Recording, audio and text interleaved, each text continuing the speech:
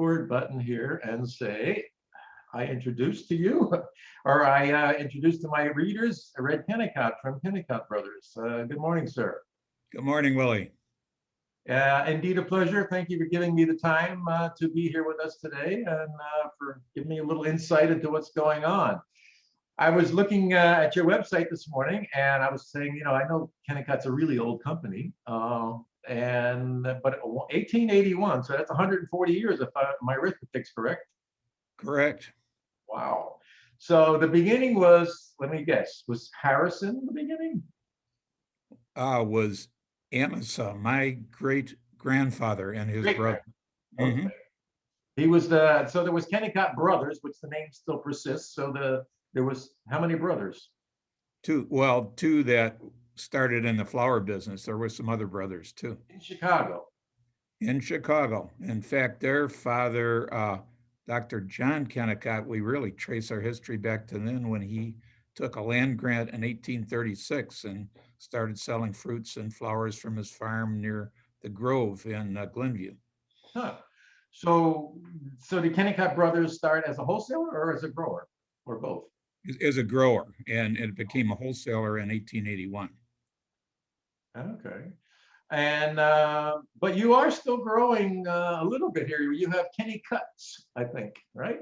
We do. My son Steve and I own some farms, and we grow some field flowers like peonies and willows and other outdoor crops. Which brings me to the point on looking at your website again. I was so amazed to see a peony hotline. Yeah, we do have that, and I get to work with my beautiful granddaughter Paige every day. She manages the farm and the sales, and so that's an instrument of the farm operation. Yeah, well, it's nice that peonies have that sort of hierarchy in the flower world. Normally, the rose gets all the attention, but you've given peonies a prominent spot. Yeah, they were growing peonies at the farm I just mentioned back in the early 1800s. So it's a long history with that flower. So that makes you what? You third generation, and we have now fourth generation with your son and your granddaughter, right? Oh, there's lots of ways to count it. I think I'm the fourth in the wholesale business. Okay. Wow. Well, that's a lovely thing and a good history. And I think who's older? Is maybe Pennock? Is Pennock older? Do you know? They were in the same time frame. We're I think the two oldest still standing of wholesale florists. Yes. Well, as we know, the landscape has changed pretty dramatically over the last 140 years. It certainly has. And what's important is what you can do for your customer today, not the history. Although we are. Yes. Isn't that the case? History is a wonderful thing, and you have all that trust. I've gone through this with my family, the trucking company, and you know what I think one of their valuable assets was trust. But as everybody points out, trust is a fleeting thing. You can have it today, you can lose trust easily tomorrow if you're not on top of your game. Absolutely. And I believe you have, if I added up correctly, 19 locations now. Is that right? It's actually 17. There's a couple of divisions within the same location. Okay. And the corporate headquarters as well, right? Yeah. Right. Which, you know, COVID has changed that a little bit too. There's a lot more being done online and from home these days. Yeah. Well, I guess with that in mind, how has COVID shaped your business? Well, I think it's changed our whole industry. It's changed all of our lives, and we've certainly gone through a period like no other in history, and there've been a lot of lessons from that, and hopefully some opportunities going forward.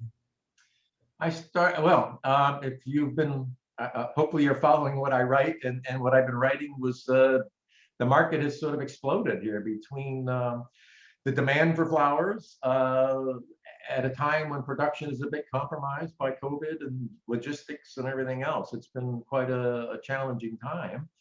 But the beauty of it is, for me anyway, that and perhaps for all of us, is that the market and the need for flowers has never been greater, it seems. Yeah, I think that is one of the, if there is such a thing as something positive from COVID, it's been that many consumers have found what a wonderful thing flowers are, and they've been available, and they've been a way to communicate with their loved ones that they can't see in person. So we got a lot of new flower customers today. And the challenge will be, can we keep them when COVID is over and things get back to normal, and people have got a lot more different ways to spend their money? That's true. I'm curious about that one myself. I guess actually I have some growers calling me saying, "Well, what do you think? Is it going to go? How about next year? Should I plant more? Should I plant less? What's going to happen?" And of course, I don't have that answer. I know that growing up in the farming business in southern Jersey, although we weren't the farmers, we were the truckers, but if everybody had a good year with tomatoes this year, everybody planted tomatoes next year, and then it was a pretty lousy year for tomatoes. And that cycle continues. You can't react fast enough in a growing business to meet the market on demand. Right. Well, we got lots of examples like that in the flower business over the years. Everyone would jump on the hot variety or the hot flower, and so you go from famine to feast and back. Yeah, so what is your take on this market? I mean, the market is really hot. I mean, you having trouble getting flowers, or are your supply Well, chain? of course we are. Everybody in the industry is. We've just got a combination of factors from the, smaller amount of production going back to the losses at the beginning of COVID, the lack of good logistics, or it's just there's not enough space on the airplanes to get imported flowers into the country, and then this greatly increased demand. So I think everybody is very challenged at this point. Yeah, and I think it's a good time to have good relations with your vendor, because as a vendor, you're trying your damnedest to get flowers to your customers for their demands and their orders. And your relationship with growers and importers or whoever, it needs to be stronger than ever right Absolutely. We couldn't agree with you more there, Willie. Historically, our company has, well, we came from growers. We've been growers. When I started in the business, almost 100% of our flowers were consigned from the growers. I rode on the school bus with three carnation, the sons and daughters of three carnation growers when we had local production. So all of our history in the flower business has been based on strong grower relationships, so we would have the best possible flowers when we need them. And we have tried to maintain that, as times have changed, and to stick with our preferred growers and try to be the best customer we can for them.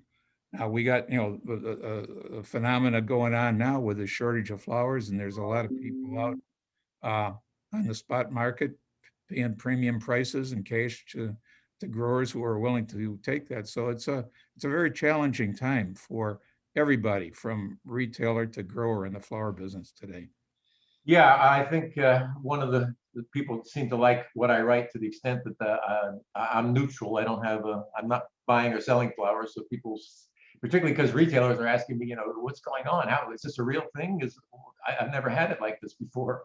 We've sort of almost been doing it, living in an age of overproduction up until COVID. There was ample flowers around, and suddenly there's not enough, and people are confused.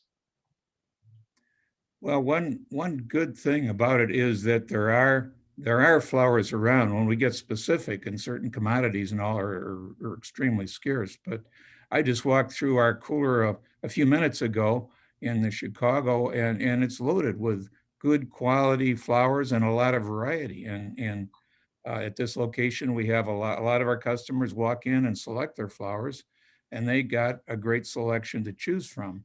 When it gets down to specifics, then there are some, very, very, very challenging shortages. And specifically when you have a bride who insists on a particular flower for a wedding, it can be a real challenge to try to fulfill that need.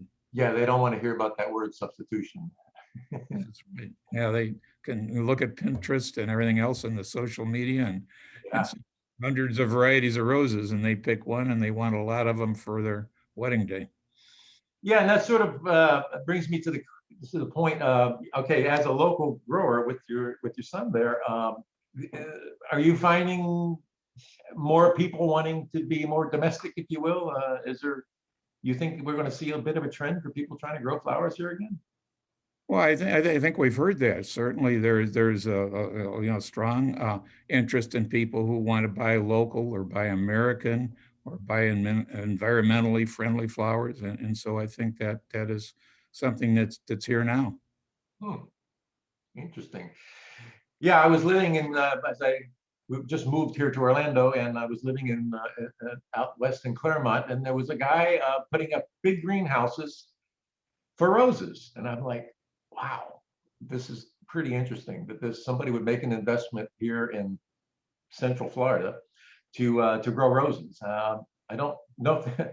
He was still building it, so I don't know the answer to the question whether he's a quick spy. But I got to think a lot of people are thinking about this. Listen, I got some land, and and there's been that sort of movement we've seen over the years of buy local, buy local, buy local.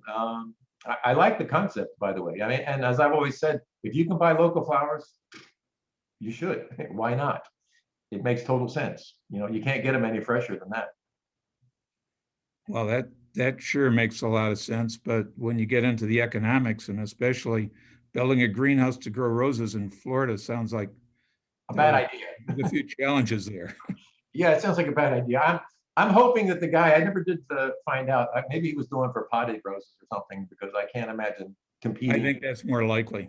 Yeah, it's competing in the cut flower market. I don't know. A rose market particularly would be very difficult.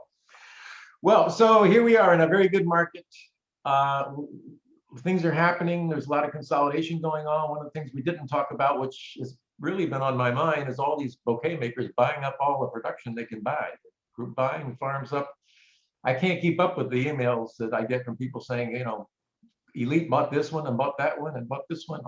Very popular rose farms and big rose farms. So that's got to be a challenge for your wholesaling operation. Well, I think it puts pressure on the whole market. Is there is apparently this very strong demand for bouquets, particularly for the large supermarkets, and the bouquet makers are hustling around buying up farms and buying up product on the market, and so that is a big contributor to the shortage. Indeed. And I don't see any real change in that happening in the near future, right? And I think bouquet makers need production, because they've already quoted their prices way out, so they need production. If they don't fulfill the order, they get kicked out of the queue, I think. So it's sort of incumbent on them to fill the orders, and to do that, they have to do some very fancy financing, I think.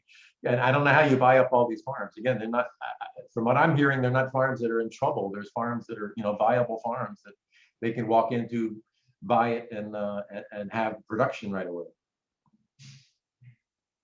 Well, That's, you're that's right. It defies the mind, but apparently those things are happening, and certainly we're at actually historically a slow period, until we get to Easter, and to see the demand for flowers now.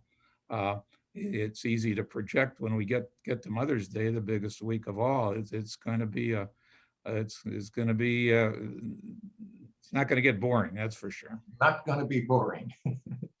Okay, well, let's switch gears a little bit, because you and I know each other from a million conventions. Because you and Katie are avid supporters of the associations and stuff. So we see you at a lot of events, and suddenly, boom! Here we're not seeing we're not seeing each other. I would imagine you're looking forward to getting back on the trail like me. I certainly am, yeah, and I've talked to so many people that just are so anxious for there to be like the SAF convention again, where people from the whole industry can get together and talk to each other face to face. Yeah, and Whoops has still got theirs on the schedule. I'm looking forward to. At some point, we got to break the ice and go to get out of our cocoons here and visit, I guess. Well, we're And looking forward to it. Katie and I haven't missed one WUSA convention since they first started. I was going to say, probably like most of us, you have a great collection of Pete Garcia pewter plates. We have that, and I know the Armelini company has got all the archives of WUSA. They've got a hall full. Yeah, on the walls there. It's quite a nostalgic row to walk down that aisle to see my father, my brother, yourself, however many people that we know, the Ben Hamons, that so many names and so much history. Somebody was even saying the other day, I was around before Archie Clapp with WUSA, and I said, I don't know if there was anybody before Archie Clapp, but there was, I think. But I remember it well. who was before Archie Clapp? Well, there was a lady named Sue Haynes who became Sue Wolf. Okay. But if you go back far enough, it was a wholesale commission florist and just wholesale commission florist before WUSA. That goes back to the 1950s, actually. Well, as you know, and I know, WUSA has, gone through lots of changes since we've seen them, from the grand shows we had in Atlanta to almost nothing, and now it seems to be holding its own. I'm happy to say, because we need that organization, particularly in times like this when you have things out of our control. You need somebody with a sort of a flashlight guiding the way. Yes, we do. That's well said. So, sir, what do you? My last question to you is, what do you see going forward here? Look out 5 years. What do you see? I mean, we've seen. Well, I think that's.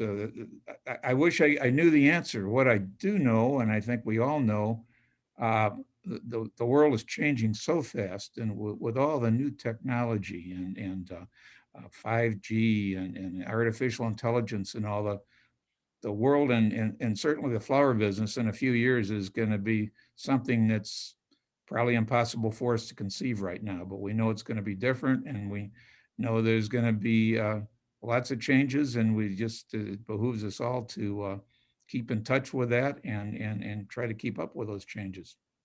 And I think that's what conventions have always been good for us. You go to the convention, you rub elbows with your competitors, with your suppliers, with your customers, perhaps, and you start to hear. That's which has been so difficult for me, because my whole business opportunity here with Flowers and Scents has been going to these shows and being able to hear what people are talking about and sort of dig into it from a real broad base. But now it's quite difficult to find that same kernel of information, perhaps. Well, here again, if there is such a good thing about COVID, it has forced us to use the technology, and we've learned that there's a lot of things you can do online. Like here, you and I are looking at each other this morning. I wouldn't have thought that was possible a few years ago. And so we've learned within our company, I think, are in many ways doing a better job of communicating with each other than we did before COVID. I agree.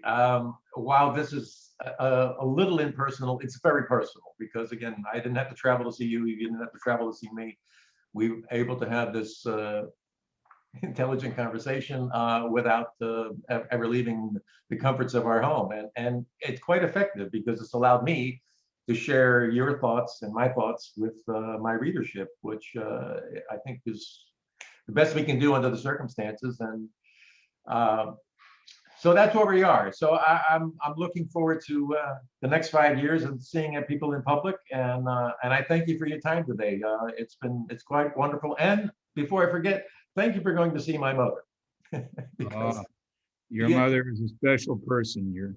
Both your parents were good friends, and it's been wonderful to know them all these years. Indeed, as well. She's always happy when she gets visitors. She can't have enough visitors right now. She's hungry for come and see me, come and see me. It's a good thing she has lots of kids, because we talk to her 5 times a day. So, and there's never enough. Well, we got her painting in a prominent place in our condo that we were fortunate to win, and Yes. we really enjoy the book that she wrote on the history of the Armelini family, but especially the history of the flower industry. It's Yes, that's a great book. We refer to the book. My mother will say to me sometimes, I said, Mom, what about? She said, read the book. It's in there. It's page 15. I said, okay. Because her memory is just about off the charts. You can ask her anything. Yep, she is 100%. It's amazing. Yeah, there's not much left to her, but I say, it's like yeah, she just remembers so much. It's incredible. So, but she came to visit me the other day and seen what we did up here in a new house. So she's out there. She's doing well. So thank you for doing that, and warm regards to Katie. And I hope her tennis game, because she kicked my butt at tennis every time we played. Her knees aren't quite what they used to be, but But she hardly moved. She stood there and just right. the ball, and I was running around like a fool. So I look forward to her making fun of me again. So, sir, I appreciate your time today, and good luck at Kennicott Brothers, and good luck in the future. And hope to see you soon, sir. Thanks, Willie. It was great to be with you. My pleasure. Have a great day. Take care.